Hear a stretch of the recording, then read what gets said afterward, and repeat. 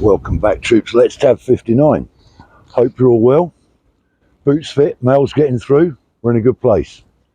Having a cheeky little tab, not too far. And I want to chat to you about winter warfare. Winter warfare training in the British Forces. Now, massive subject. British Army, British Forces have been training for years for cold weather operations. Especially our Royal Marine Commandos, fantastic. That's a brilliant subject for them. You Royal Marine Commandos, you loved a bit of winter warfare training. If you were, back in the day, if you're part of the old Ace Mobile Force Europe, AMF Land, Ace Mobile Force, that was a unit within NATO, allied unit within NATO, that protected the northern and southern flanks of NATO. So right up in Norway, obviously, winter warfare, and down to about Turkey. I think actually deployed in the first Gulf War along the eastern sort of flank there of Turkey during the Gulf War, just to make sure they were protected, part of NATO. Anyway, winter warfare. So, before I get right into this, excuse me,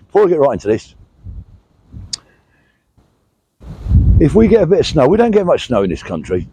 If we get a bit of snow in England, especially in England, Scotland get a bit, but in England we don't get much. If we do, we're going to have a light sprinkling, everything stops. They start shutting schools. What's that all about? We're just not equipped for it, we're never ready. Out in Germany, when they get a bit of snow, certainly back in the day, it was pretty much everyone had to get out of the house and clear your footpath in front of your property. And that was pretty much law. You had to do that by a certain time. If you lived next door to an old couple, then you'd probably clear their path for them. But the paths had to be cleared.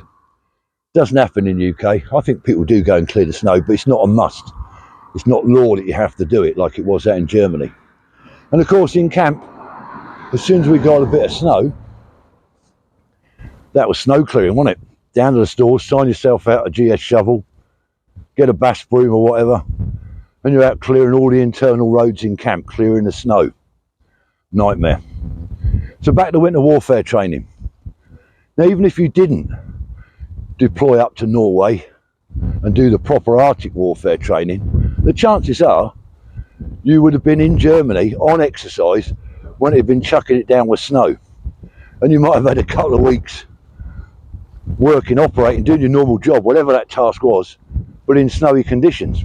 Winter warfare.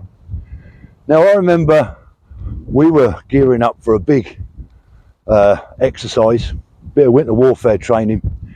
We had some Royal Marines come down to our camp to talk to us about how to look after ourselves in that environment. And they would tell us about frostbite injuries, how to check for that, look after each other, stay warm. And they got to a part of it where they were talking about the clothing you should wear while you're in winter warfare. And they were going through the various items.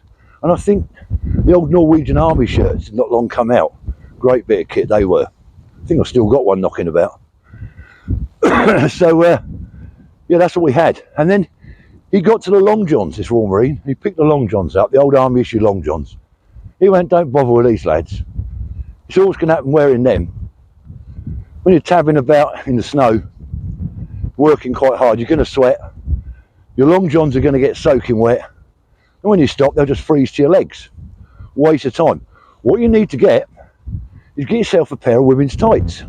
That's right, women's tights. So I was a single soldier, young lad. I went down to the family's naffy in town to get myself a couple of pairs of women's tights for this winter warfare exercise. So I knew a few people in the family's naffy, wives working in there, mates of mine's wives. So I was a bit embarrassed about buying these tights. So I waited until the checkout was pretty clear so I could get through quickly. Got my basket. I chucked a couple of items in first. I think a bottle of Rosin shampoo, bar of coal tar soap. And then there was a carousel, like a postcard carousel. And in that was all the ladies' tights. I needed a couple of pair. So I waited till the coast was pretty clear.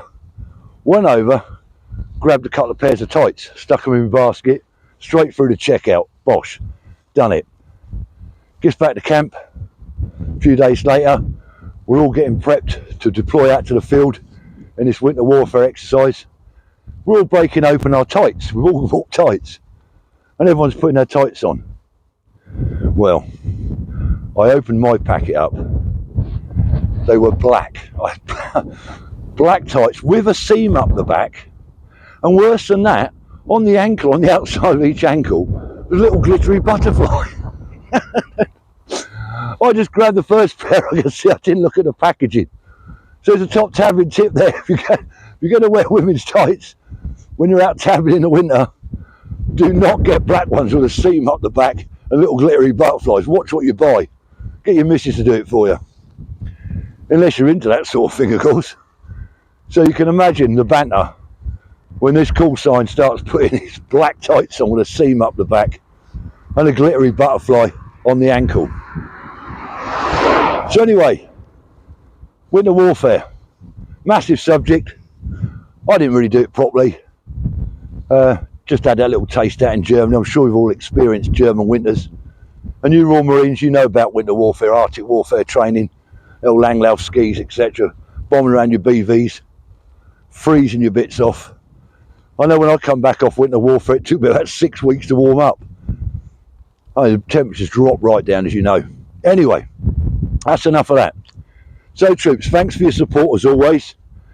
Till the next time, keep warm. Let's tap.